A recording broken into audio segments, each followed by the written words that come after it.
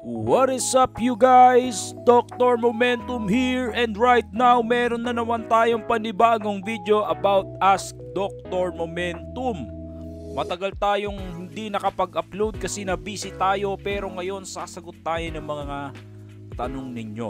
So sabi ni Boss John Espiritu, Doc, ano ba ang kailangan para pumasok sa futures trading o sa margin trading? So assuming gusto ni Doc mag-leverage o gamitin ang pera ng broker para mas malaki yung kanyang capital.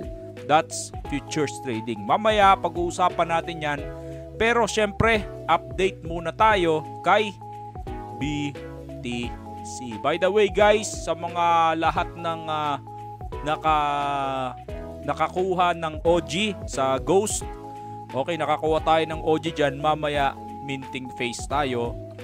4 PM UTC, I think 12 AM yun sa atin. So sana pumaldo tayo dahil magmimint tayo ng isa o dalawa. Medyo mahal din, nasa 0.3 sol isa. So kailangan natin ng 0.6 kung hindi tayo mauunahan dyan. Okay, so update muna tayo bago natin sagutin si Doc Jan. Napakagandang question. So ano ba ang ginagawa ni BTC right now? Punta tayo sa weekly, go to the line chart, plot the support and resistance. Current resistance mo 104 and current support mo 93k.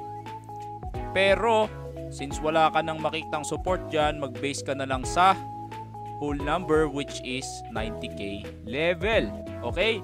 So punta tayo sa daily, convert yan sa candle, and then we are here. Okay? So kung gusto nyo, lagyan pa natin ang Fibonacci for Confluence. So Confluence nga ang Fibonacci, which is 92k is the 0.38 level and 0.5 is the 87k level. So ano ang ginagawa ni BTC right now? So right now delikado si BTC sa 90k level kasi binabasag niya na yung 92,000 area natin. Okay? So binasag niya na yung 92,000. Ang next resistance natin o next support natin would be 90,000 level. Pagka nabasag mo yung 90,000, 87,000 level. Doc, bullish pa ba si BTC? Yan ang laging tanong ng mga karamihan. Yes, it is still bullish. Yun nga lang, we are on the consolidation phase. Okay? So hindi tayo uptrend. We are right now on a sideways. Okay? So sideways phase on a medium term. Pero kung titingnan mo short term, of course, we are on a downtrend phase. Okay? Pero long term, we are looking at this range. It is still sideways consolidation. Okay?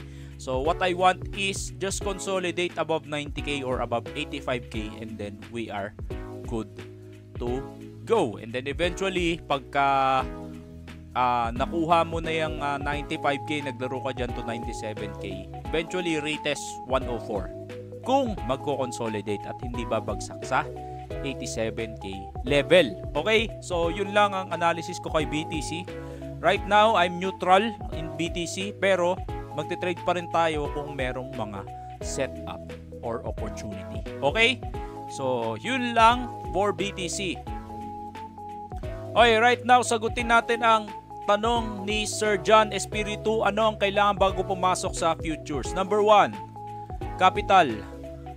Hindi lang basta capital, Doc. Capital that you are willing to lose. So capital, WTL, willing to lose capital. Because assume mo na first year o second year o third year mo sa trading, you will lose money. Okay? So kung gusto mo mag-practice ng future, only invest what you can afford to lose. Okay? Because you will definitely lose. Okay? Because isipin mo, kung mag-futures ka, ang mga kalaban mo, ang mga magbebenta sa'yo, magbubuhos sa'yo, yung mga matatagal na sa merkado. Okay? So mga kalaban, magkakalaban tayo dyan dahil zero sum game. Trading is a zero sum game. So lahat tayo magkakalaban, parang Squid Game. So kung sino yung mas magaling, kung sino yung mas matagal na, sila yung kikita syempre.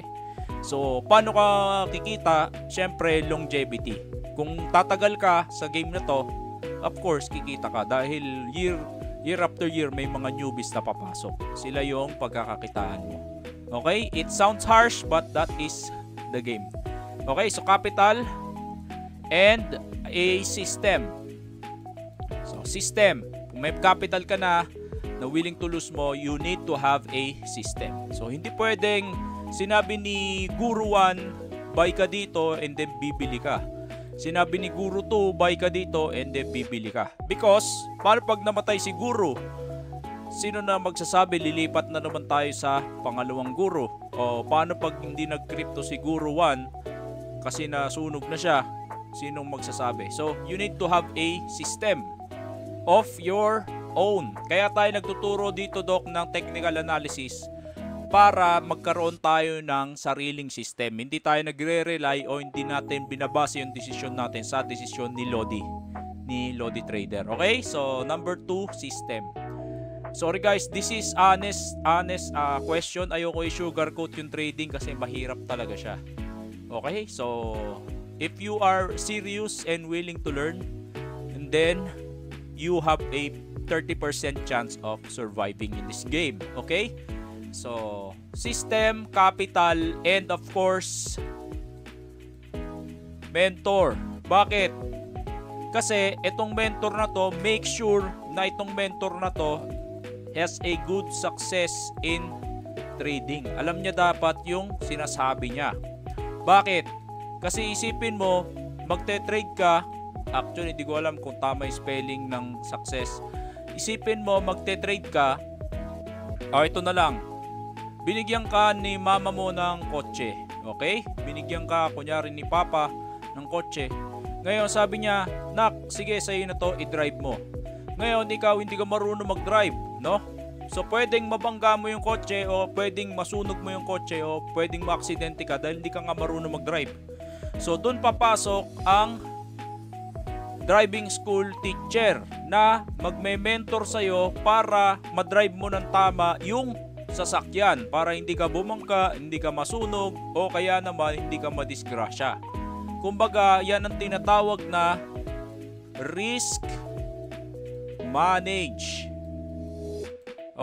management. Okay? Itong mentor mo na to tumutulong para ma-manage yung capital na pinapasok mo sa trading kasi kung hindi ka marunong sa simula, syempre hahanap ka ng tao na napagdaanan na yung gusto mong pagdaanan para shortcut na yung proseso mo. Okay? So, ganun din sa trading, hahanap ka ng tamang mentor para hindi lahat ng mga mistakes niya, lahat ng mistakes nito ni mentor maipasa na sa'yo. Para hindi mo na makomit yung same mistakes na ginawa ni mentor. So bakit mahalaga yon? Syempre, sa trading pagka nagkakamali ka, napakamahal magkamali sa trading. Okay? Kasi kapital ang labanan dyan.